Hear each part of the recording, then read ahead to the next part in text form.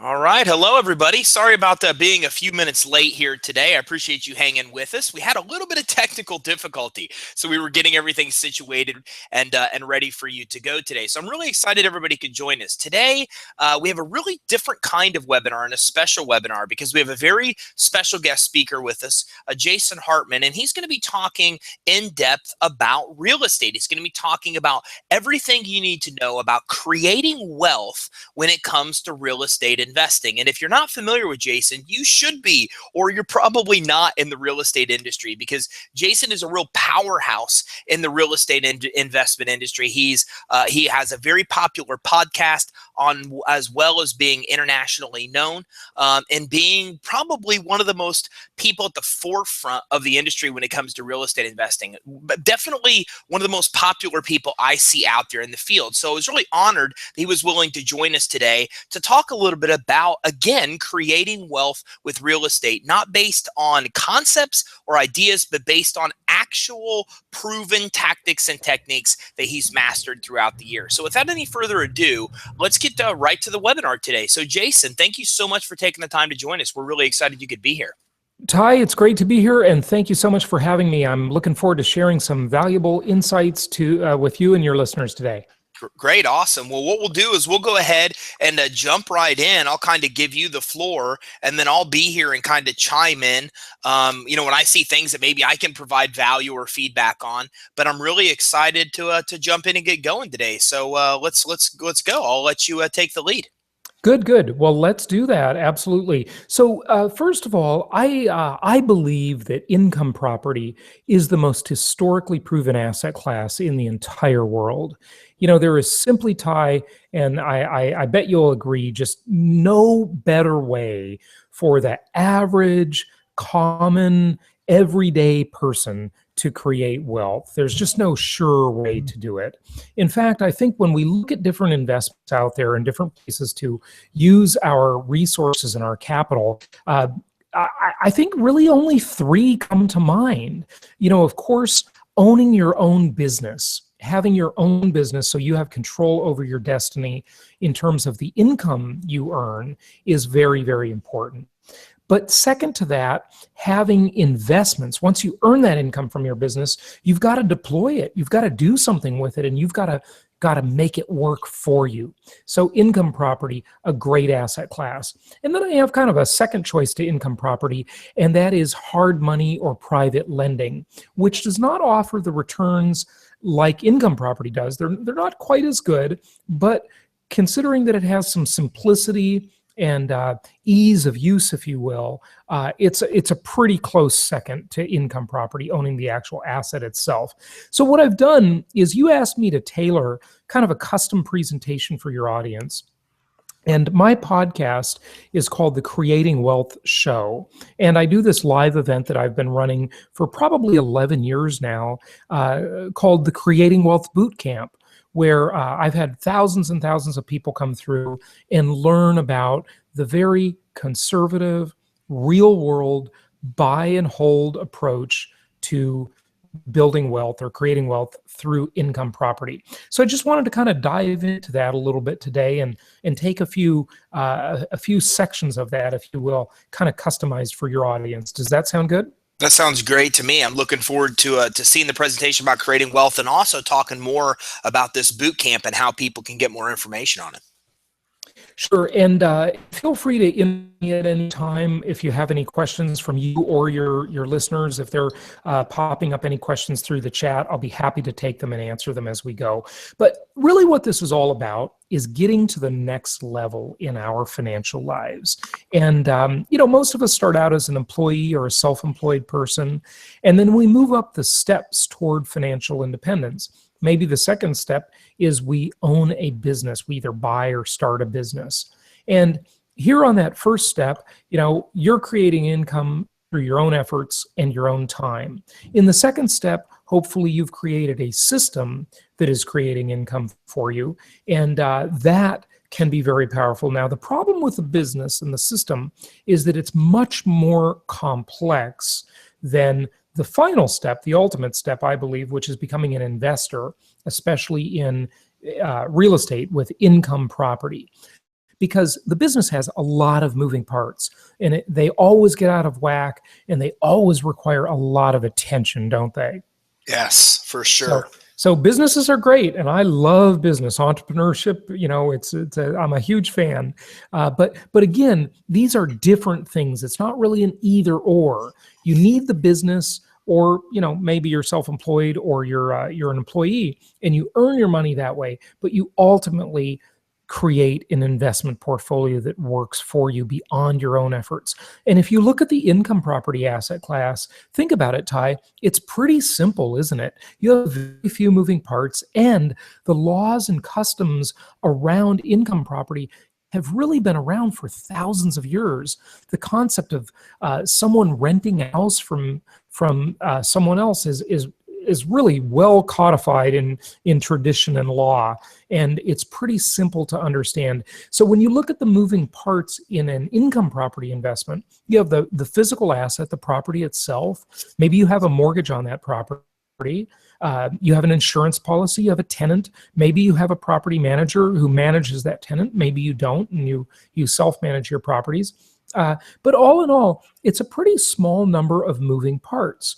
And that's why it can really create a semi-passive. And I don't think there is any such thing as a passive investment, at least not a good one. If you give your money to the crooks on Wall Street, you can call that an investment. I call it a divestment, because you're divesting your money. I like that. But you could call that passive, but you're probably not going to do very well. And if you're going to do well, you need to pay attention. You need to study. You need to learn. I think income property is really the closest and best thing that can help us move from this active income to the passive income as quickly as possible. And one of the things that I teach people as part of my core content is what I call the 10 commandments of successful investing. And these 10 commandments, I just thought I'd pick a few and share them with your audience. One of the favorites with all of my listeners and seminar attendees has been commandment number 3: thou shalt maintain control. And what I mean here is that I believe people should be direct investors. They shouldn't relinquish their financial future to anybody else. They should be in control of their money. They should be in control of those investments. So directly investing, for example, with real estate, not investing in a fund or a syndication or a real estate investment trust or a hedge fund that owns real estate or a private equity fund that owns real estate, but actually owning and controlling the properties yourself so that you do not relinquish control. Now, when you do relinquish control, when you do this, what I believe is the wrong way, you leave yourself susceptible to 3 major problems. Number 1, you might be investing with a crook. So certainly we're all familiar with the scandals on Wall Street. They occur almost daily.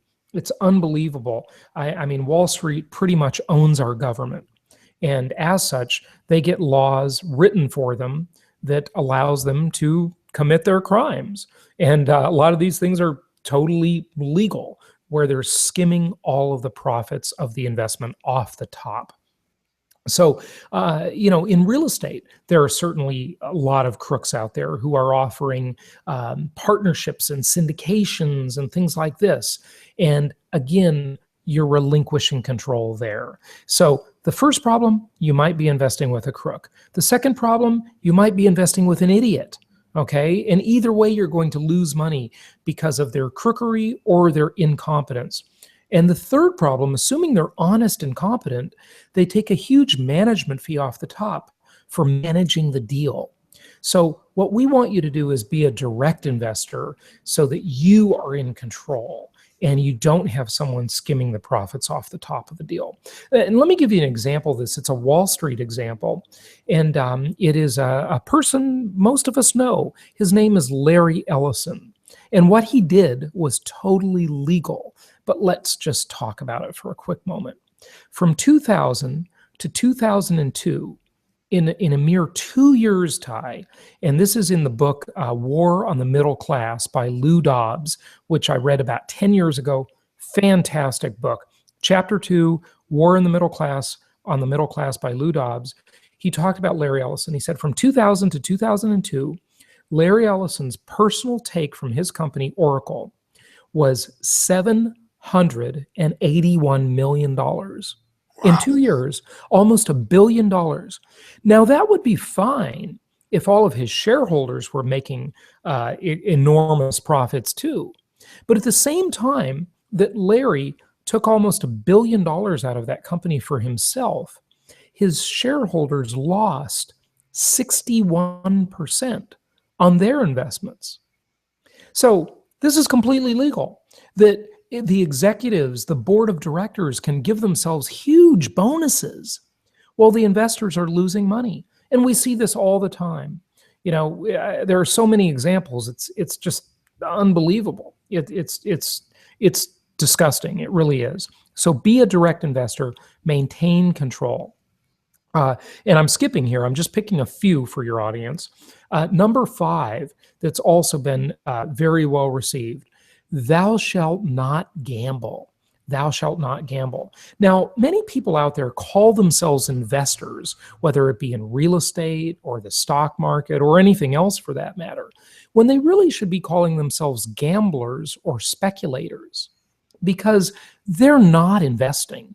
They're just gambling and taking a big risk. And occasionally that gamble, that risk can pay off, but a lot of times it doesn't. And I used to do this too. I used to buy properties in expensive areas in Southern California where I grew up and lived most of my life. And, I would just wait for what's called the greater fool theory. No matter what I pay, some greater fool will come along and pay more. And that's not investing. Investing is the legitimate process of creating value over time. And it is investing in properties, in my example, real estate, that make sense the day you buy them. Nothing extraordinary, namely appreciation, should have to occur for you to make a nice return on your money. And when I say nice return, I'm talking about anywhere from 15 to 40% annually. And I know that may seem incredible, but I'll be glad to explain that. And just to give you a little hint as to what it's about, it's because income property is a multi-dimensional asset class. It's not one-dimensional, buy low, sell high. That's one-dimensional. It's not even two-dimensional, buy low, sell high, get some dividends, okay, like dividend paying stocks or cash flowing income property. It's multidimensional. Buy low, sell high, let the tenant pay off your mortgage, take advantage of what I call inflation-induced debt destruction, where inflation pays off your mortgage, get the most tax-favored asset in America, so save money on life's largest expense, taxes. Lots of multidimensional benefits to real estate, okay? Leverage is another one, being able to do less, to do more with less. So don't gamble. The property must make sense the day you buy it or you don't buy it. Do not gamble. Number 6, thou shalt diversify. So there are a couple of sayings I want to remind your listeners of here. One is the old saying, we've all heard it: don't put all your eggs in one basket. You've heard that, right, Ty? Oh, absolutely. Yeah, and everybody listening has heard that one. Now, Andrew Carnegie, the famous Andrew Carnegie, had another great saying. He said, "Put all your eggs in one basket and watch that basket."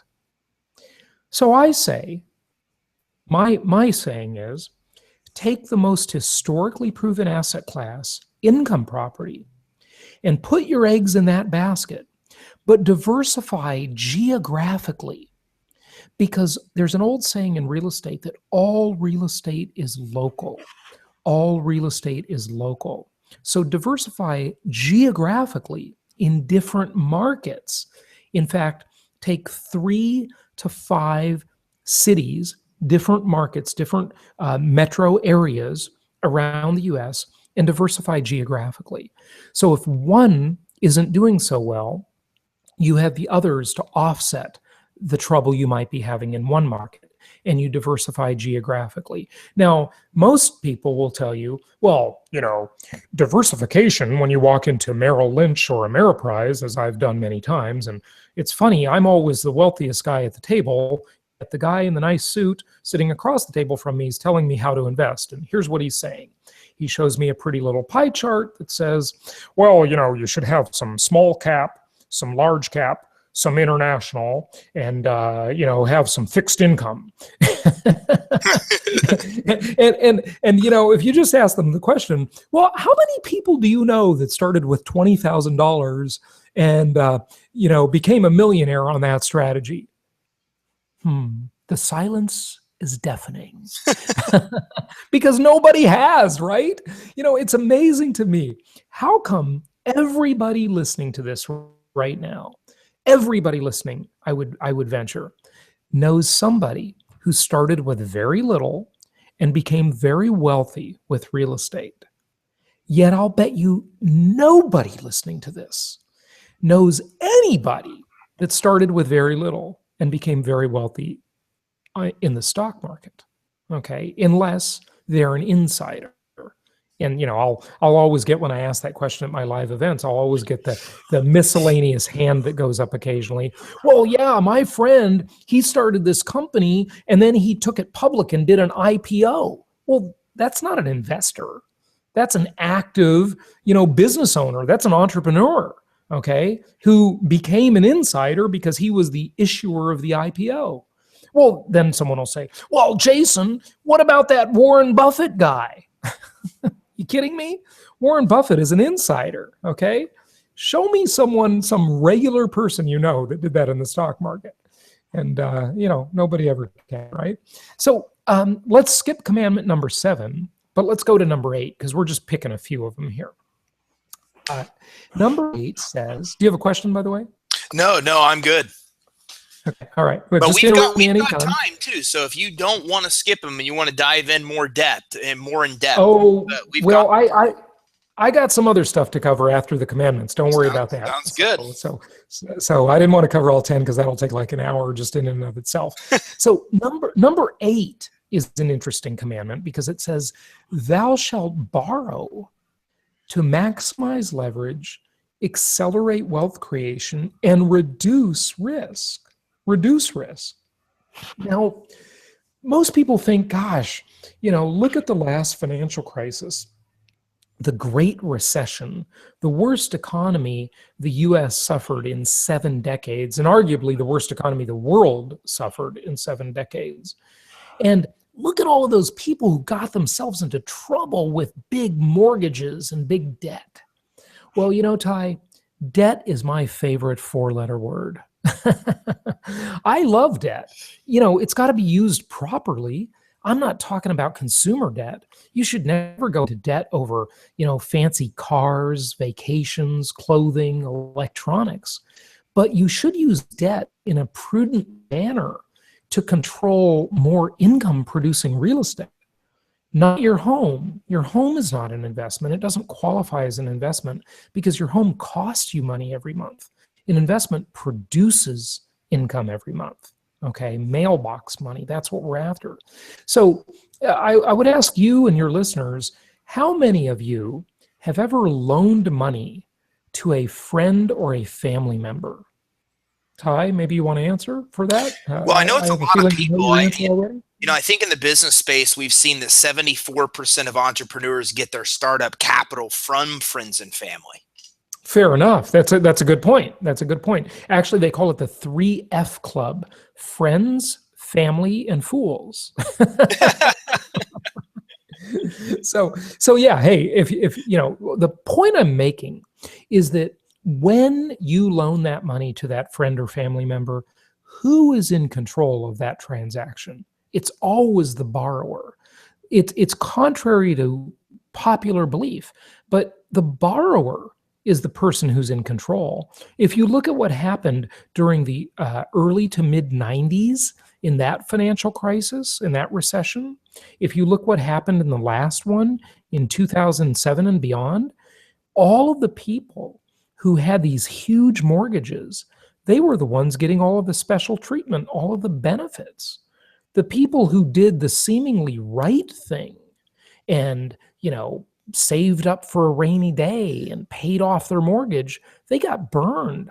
There were no loan modifications for them reducing their payments. There were no bailouts, no workouts, no short sales, nothing. Okay, they got nothing. All of the borrowers, they got all the benefits. And I'm not saying this is right, by the way. I don't think it's right at all. Like intrinsically, I think it's wrong.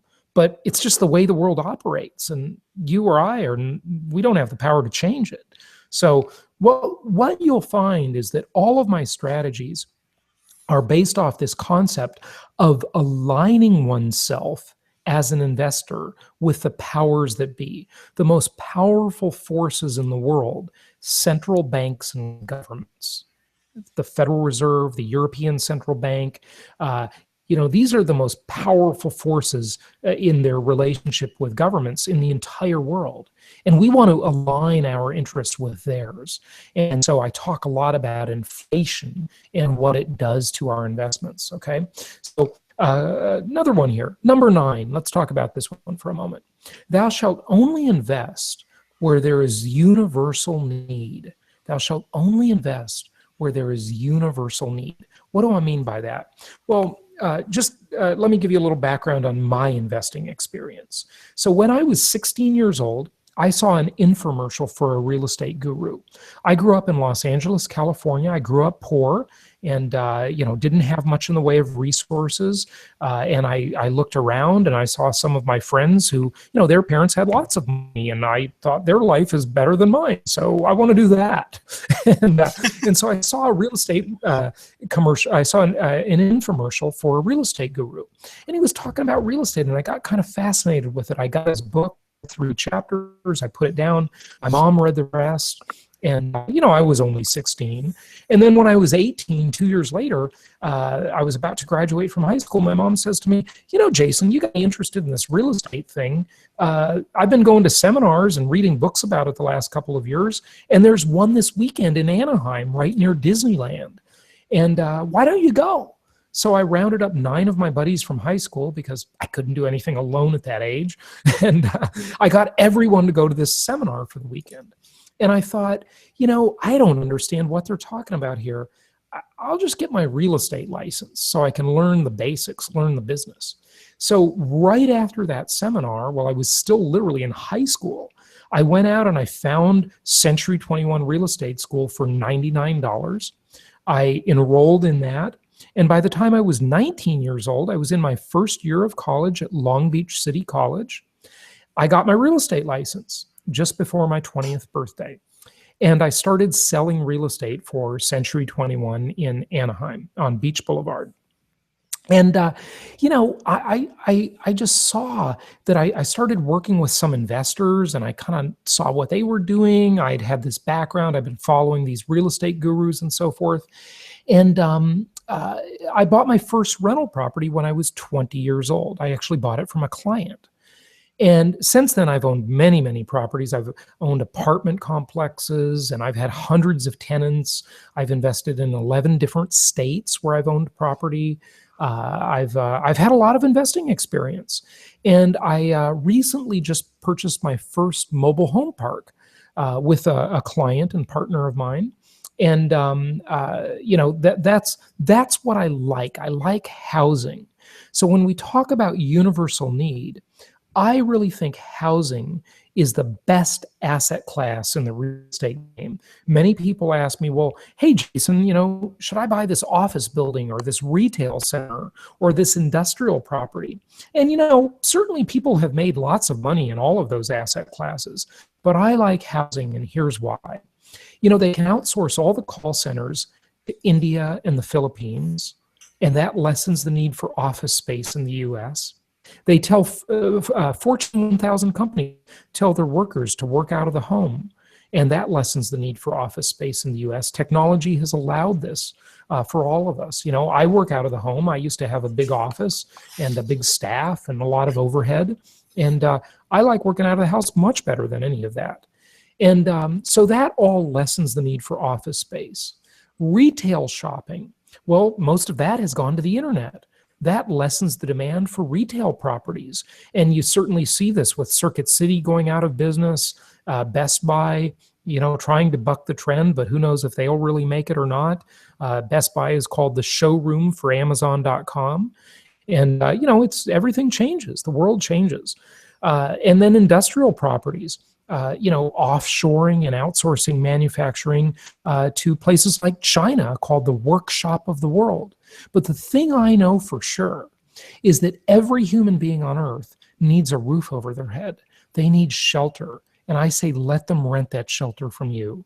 So universal need, housing has universal need. All of the others can be replaced. Let's look at a little chart here. This should be on your screen. It's a good comparison of $10,000 invested over the course of 10 years. And one investor puts it in S&P 500, Standard & Poor's S&P 500 index fund in the stock market, and another puts it into real estate by just buying one single family home with 10% down.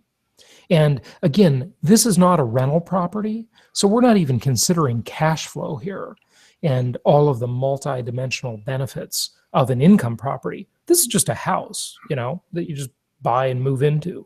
Or you could rent it out, but it's just a simplistic example. And I got this from one of Robert Kiyosaki's books. It's called Who Took My Money? And Robert Kiyosaki's been on my show a few times and has some good writings out there on this, Rich Dad, Poor Dad, etc. Great books. So 1992, let's look at the guy with the $10,000 in the S&P 500 index fund. During the dot-com bubble in 1999, you can see he was up, he was doing great. He had about $40,000 from his $10,000 investment. But at the end of the 10 years, the bubble had burst and he had just over $17,000. Now, what about the guy who had that same $10,000 but bought a $100,000 single family home?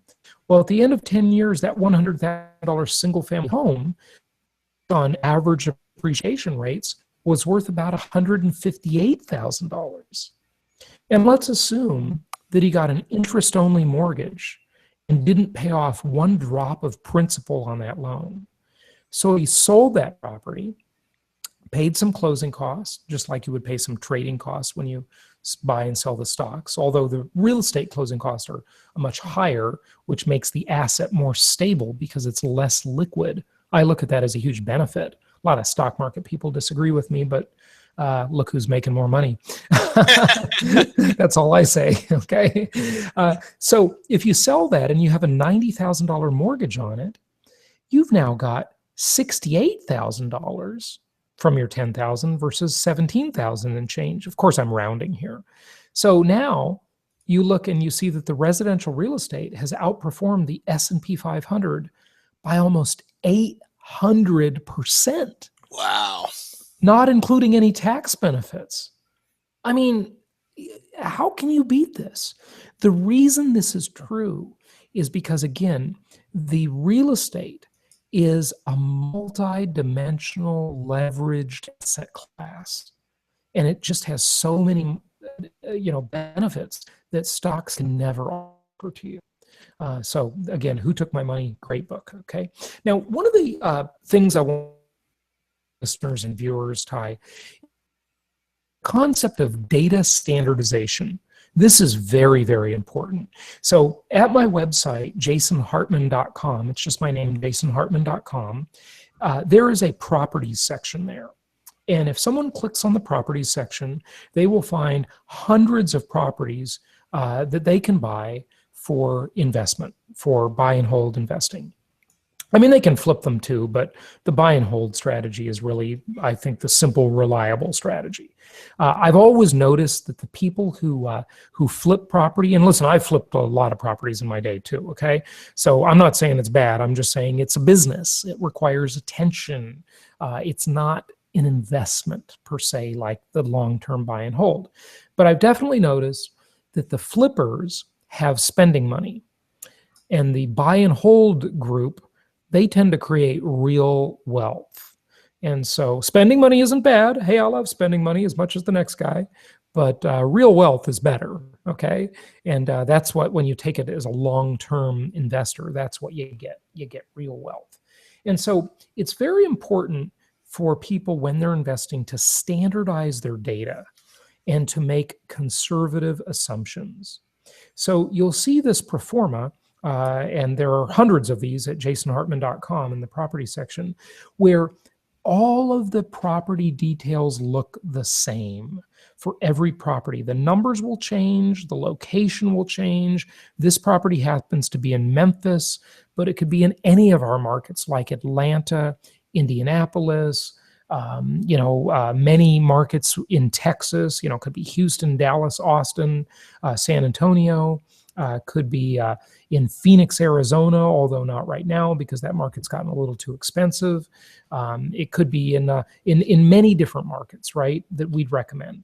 But those are all linear, solid, cash flow oriented markets.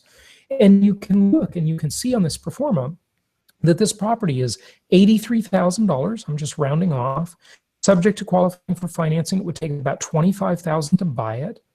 And the projected rent is $995 per month. And the projected cash flow, and I don't know if you can see my mouse pointer there, is $3,200 per year.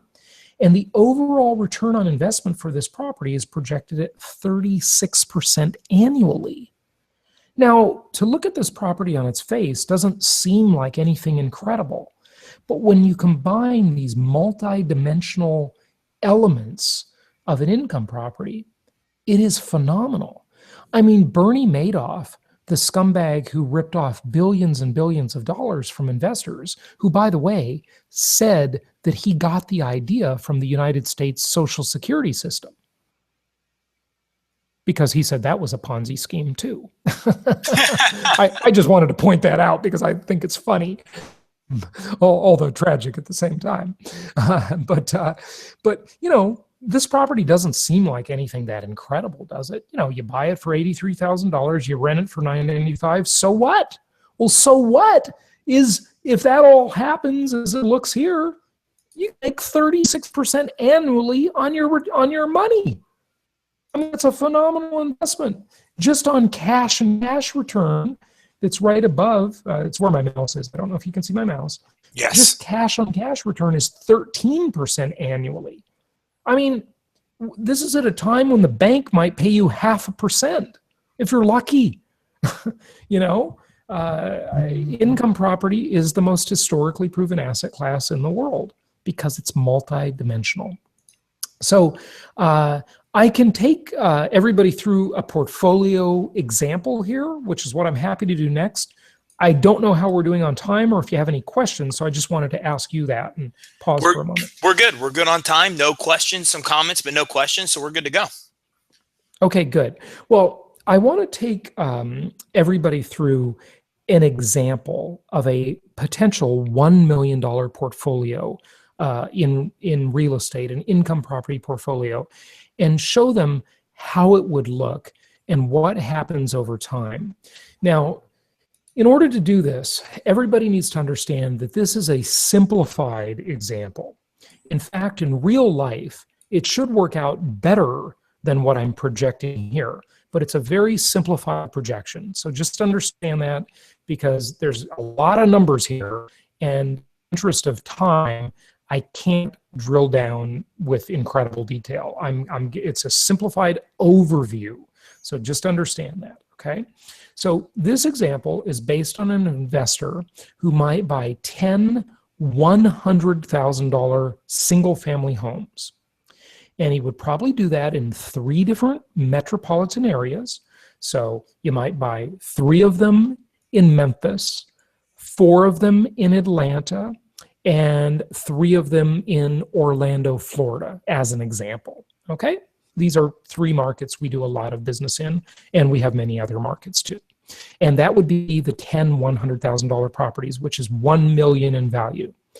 Now, subject to qualifying for financing based on 20% down, they would need $200,000 in cash for that, and about 3.5% as an estimate in closing costs, which means now we're at $235,000.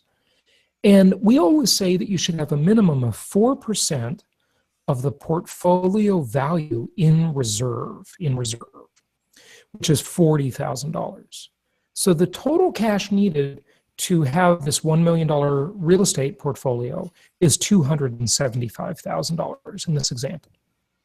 And if we talk to Jerry Maguire, Tom Cruise, his famous line was, "Show me the money." So what I want to do is show you the most tax efficient way to extract wealth from your real estate portfolio. Because in that example I showed you a couple slides ago, remember this one?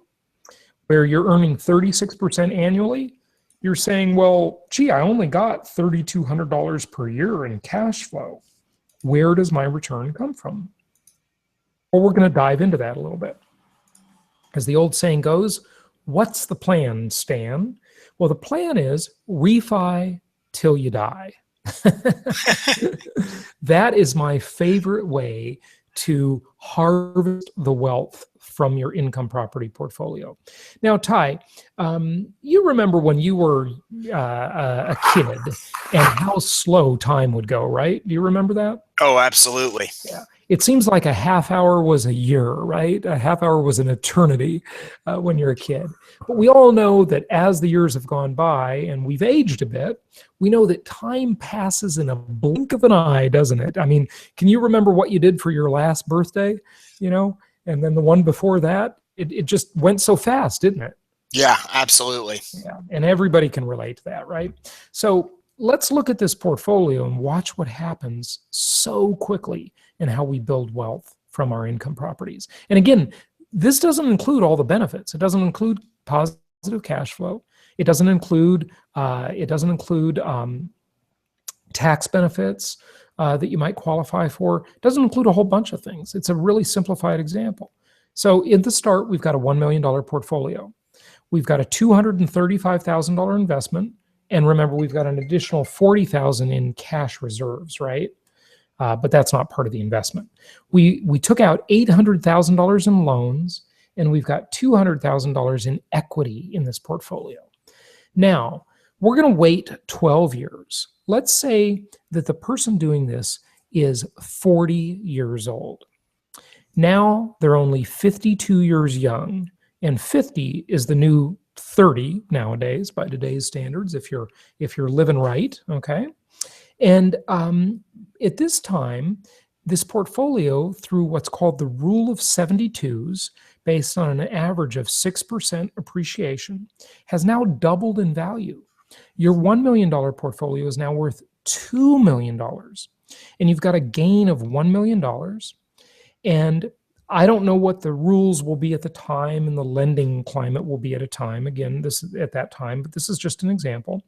You go to the bank and you say, hey, I've got a big gain on my properties here, on my portfolio. I want to refinance them.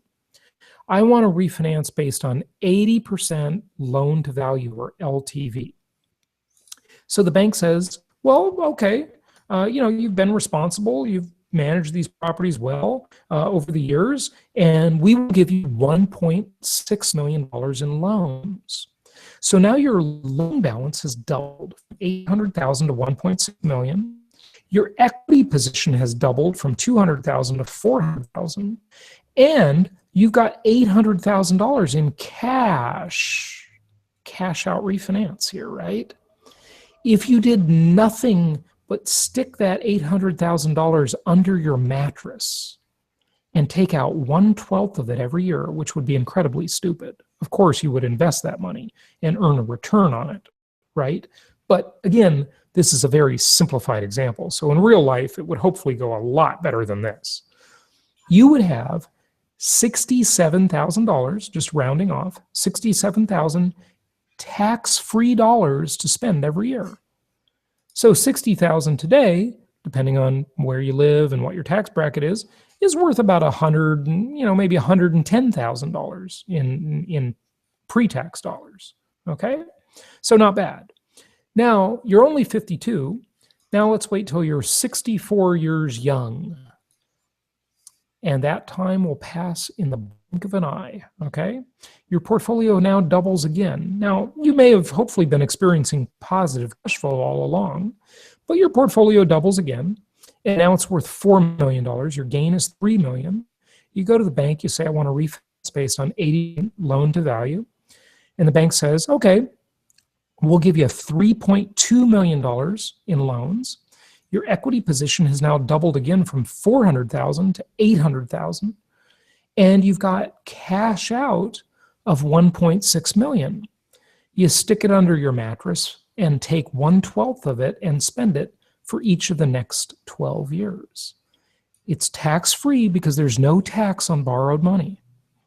So now we've got 133,000 tax-free dollars to spend every year for the next 12 years, which is equivalent to maybe $220,000 pre-tax dollars. And we're living off that money. And then another 12 years go by, and it's now doubled again. Now your portfolio is worth $8 million. You've got a $7 million gain. You go get the refinance again. The bank gives you $6.4 million in loans. Your equity position doubles again to $1.6 million.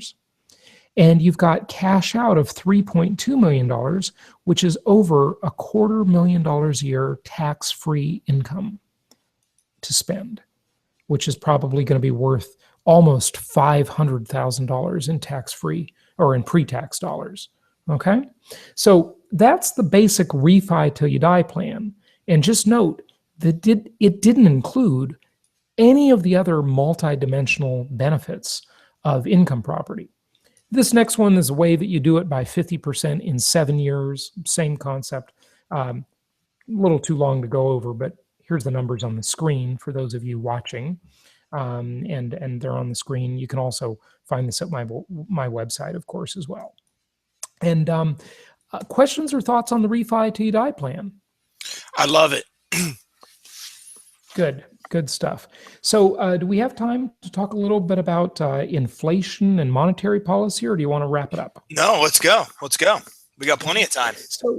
So one of the things I would say, Ty, is that one thing that really bothers people is the way the government spends too much money. The government spends irresponsibly. Ronald Reagan said that to say that the government spends like a drunken sailor is an insult to drunken sailors. Because the government is just not responsible with money at all. But why would you be when you control the printing press, when you control the supply of money in circulation? There's no reason to be responsible. And so, this hurts most people because it causes inflation, and inflation reduces the standard of living for most people. For income property investors, it is a huge benefit. Now, inflation's been relatively low for the last couple of years, but overall, over the last couple of decades, inflation's been a pretty big deal for investors and for people trying to keep up with the prices of things. And if you look at the cost of college tuition, health care, cable TV, even, restaurant, dining, entertainment, all of these things are still inflating pretty significantly. But the basics for the last 2 years or so, there hasn't been too terribly much inflation, but inflation is almost for sure baked into the cake, because under Obama, the government has just been spending more than ever before. And that leads to inflation. So what is inflation? Let's talk about what it is and what it means. Well, to understand inflation, we need to distinguish between real and nominal. And we need to distinguish the difference between price and value. Now, people, when they talk about this stuff, economists will talk about real dollars and they'll talk about nominal dollars. Nominal just means in name only. So a $100 bill is called a $100 bill today, but it was also called a $100 bill 100 years ago. But the value of that $100 versus what it was 100 years ago is about $4. Okay, it's gone down in value by 96% Ouch. in that time. And this has really hurt people significantly. So the inflation is the insidious hidden tax that destroys purchasing power. Inflation destroys the value of your stocks, your bonds, your equity in real estate, your savings, and thankfully, it destroys the value of debt, my favorite four-letter word. Inflation destroys the value of debt. Now, I have a little trademark term that I talk about called inflation-induced debt destruction. Ty, let's try and say that 10 times fast. Inflation-induced debt destruction, inflation-induced debt destruction. Okay, never mind. So inflation destroys the value of debt. And guess what? Income property, real estate, is the most debt-friendly asset in the world. You can acquire a lot of good debt, high quality, long-term, 3-decade, fixed rate, investment grade debt, the kind of debt you want, not the debt on consumer goods that go down in value, but the kind of debt against what I call packaged commodities that go up in value. Okay, and this is a great thing for investors. Inflation is the most powerful method of wealth redistribution. Everybody can probably remember a guy named Joe the Plumber. I had him on my podcast on the Creating Wealth show. And Joe the Plumber famously said to candidate Obama back in 2007 or maybe 2008 before the election, he said, Obama, you're going to redistribute my wealth. And most people think that taxes are the way governments redistribute wealth. But taxes are for amateurs compared to inflation. Inflation is much more powerful than taxation. So inflation redistributes wealth from lenders to borrowers. From lenders to borrowers. Lenders in an inflationary environment, even if the inflation is modest, if it's only 2 or 3% annually, are getting poorer while borrowers are getting richer because of inflation. So this is why owning bonds is usually a pretty bad deal, because a bond is just the other side of a debt. You're basically a lender when you're a bond holder, okay? And inflation is devaluing your bonds or the loans that you own, okay? But the borrowers who are borrowing that pay back in cheaper dollars, and they are being enriched through what I call inflation-induced debt destruction. So just to explain that a little bit more before we wrap up, let's take an example. Remember that example when we talked about refi till you die, Ty? Yep. Okay. So say for an example, an investor listening to this gets really inspired and they want to go out and they buy 10 $100,000 single family homes. And they buy them in 3 different markets around the country. And they do this and they get interest-only loans. Now, interest-only loans aren't really available much anymore since the financial mortgage meltdown, but it makes the example simple when you use an interest-only loan, and that's why I'm using it. They used to be widely available. You can, find them here and there sometimes. But if it was an interest-only loan for 10 years, and take this example, let's say that investor has $800,000 in loans, interest only. And they get their first mortgage statements, all 10 of them, and they dutifully pay their mortgage. They put it on auto pay with their bank so they don't have to hassle with it. And they look at the loan balances and they say, wow, I owe $800,000 in debt. And now it's 2015 when we're recording this. And let's fast forward to 2025. And we've got a country with this massive amount of debt, all these entitlements and things that the government has promised that it cannot possibly afford to pay for. Social Security, Medicare, Obamacare, Medicaid, all of these entitlement programs, disability insurance, all of this, largely idiotic stuff, okay, that governments always get themselves into trouble with. They actually benefit us as investors.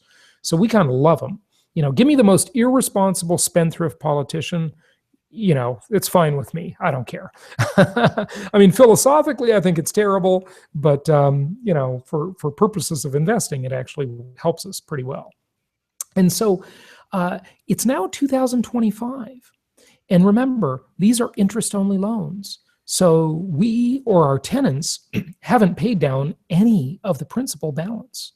We look at our statements in 2025 and we say, hey, we still owe $800,000 on these loans.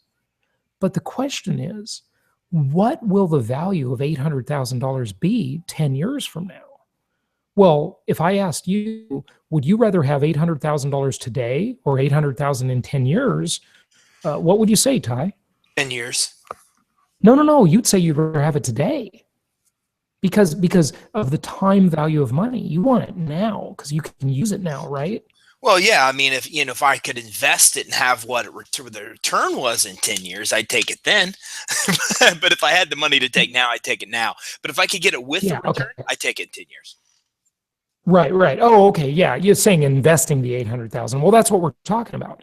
But the point is that the $800,000 will very likely be worth a lot less in 10 years than it will be today. So what's really happened is inflation has paid off those loans for you. It's paid them down. Now, I do something I call the ultimate investing equation, which is basically where people can control an asset, the income property, which is really just a basket of commodities. What's it made of? It's made of lumber, concrete, copper wire, petroleum products, energy, glass, steel. Okay? These are all things that are traded around the world, not attached to any one currency. We buy those things with 3-decade-long fixed-rate debt at historically low interest rates. And then we say, look, I don't like paying my own debts. I want someone else to pay my debts for me. So I'm going to outsource my debt payment responsibility to somebody called a tenant. And so I'm going to move tenants into these properties, tell them to pay the debt, and pay me maybe $200 extra per month. And I'll just keep that money. And then I'm going to say to the government, look, I'm providing housing to people. I have the most tax-favored asset in America. So give me a tax write-off. And the government will most of the time say, yeah, we'll give you a tax write-off on that because we want to incentivize people to provide rental housing to people. We need that in our economy. And so we've done that. And over the course of that 10 years, inflation keeps paying down our debt. Our tenant keeps paying down our debt. We've got this positive cash flow that we can just use as spending money or reinvest that. I mean, why do you think we all know of so many stories of people who've become wealthy with income property? Because it works. It's just the most historically proven asset class in the world. Robert Allen said, don't wait to buy real estate and then wait. And so that's pretty much my talk for your people today. My company provides the complete solution to estate investors through education, consultation, financial analysis, leverage. We help people acquire the properties, allocate their assets, the ongoing maintenance, management, and monitoring, and the overall goal, wealth accumulation and preservation. And happy to answer any questions.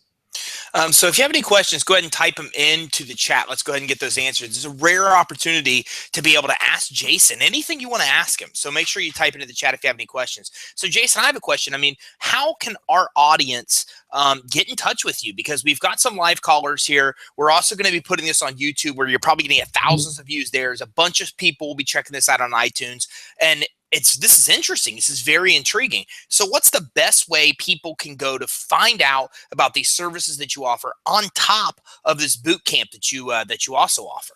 Yeah, so we do several live events in cities many times a year, and those are available. But the best thing is my podcast. It's free, and it's all at jasonhartman.com, or if you type Jason Hartman in the iTunes store, on Stitcher Radio, SoundCloud, any podcast platform, you'll find it, or write it jasonhartman.com. I'll just spell my name for you. It's JASONHARTMAN, Hartman, jasonhartman.com, and it's all there. Okay, that's perfect. That's perfect. So if you have any questions, go ahead and get them typed in. And if we don't, you did a pretty good job covering everything. So usually I don't see a lot of questions, especially when I have a presenter as detailed as you that provided so much information on really, a lot of different levels. You really broke it down even step by step, looking at it too from a financial standpoint. I love the way you did it.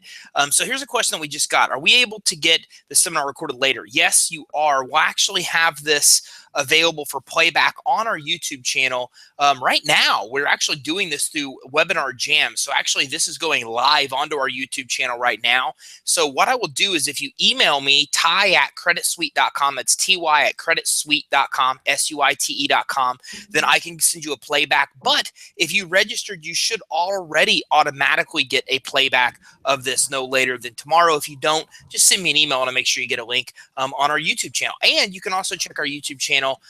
It will be available there tomorrow, and it'll be made public tomorrow. So if you need help finding our channel, just go to YouTube, type in the word business credit, and you'll see us as the first non-paid video right there. You can find us right there.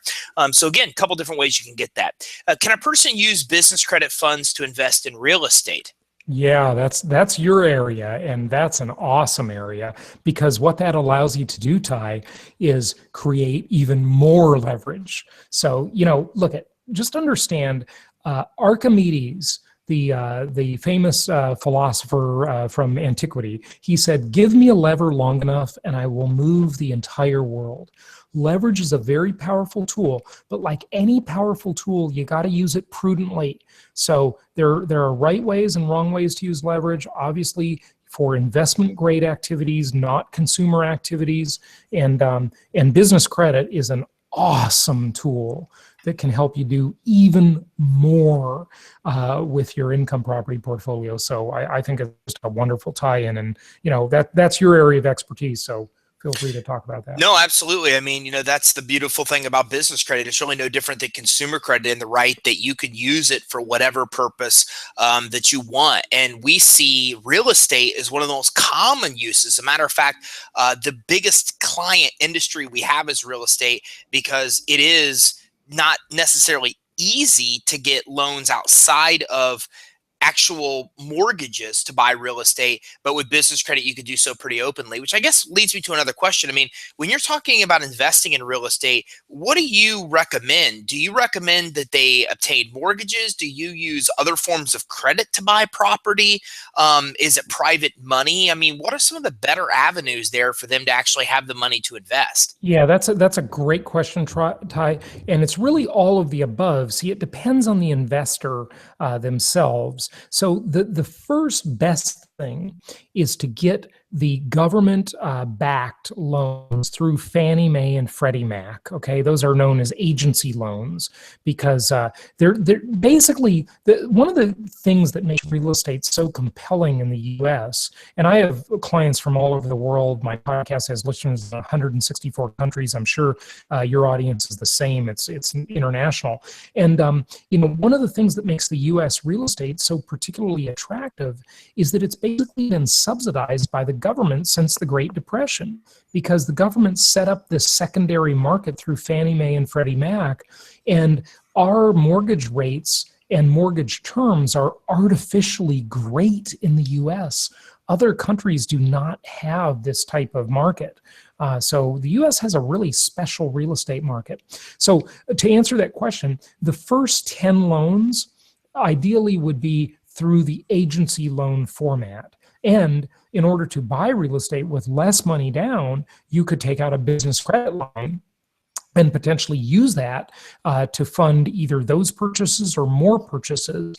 Again, I'm not a lender in terms of a traditional lender, so you'd have to get qualified with them, and we can refer you to some good lenders, and you can help them with the business credit side. But yeah, there's a lot of opportunities. Once you go beyond your 10 mortgages through the government loans, or 10 per spouse. If you're married, you can do 20, okay, potentially. Then you go to some of the more private type sources. There are some hedge funds and private equity groups that do lending out there. The terms aren't quite as good, but they're not too bad. They're pretty good. And then you can go with private lenders. Like I'm a private lender, but the rates are quite a bit higher. So, there are lots of different choices and ways to structure this. And we do a whole thing, I've talked about it on my podcast, on just this one topic we call mortgage sequencing. Like literally, it takes an hour just to talk about mortgage sequencing and how to best sequence your mortgage borrowing, because that, if you want to do it right, it requires a little bit of planning. And again, this is all free. We don't charge anything for this stuff. We're a real estate company. We help people buy real estate.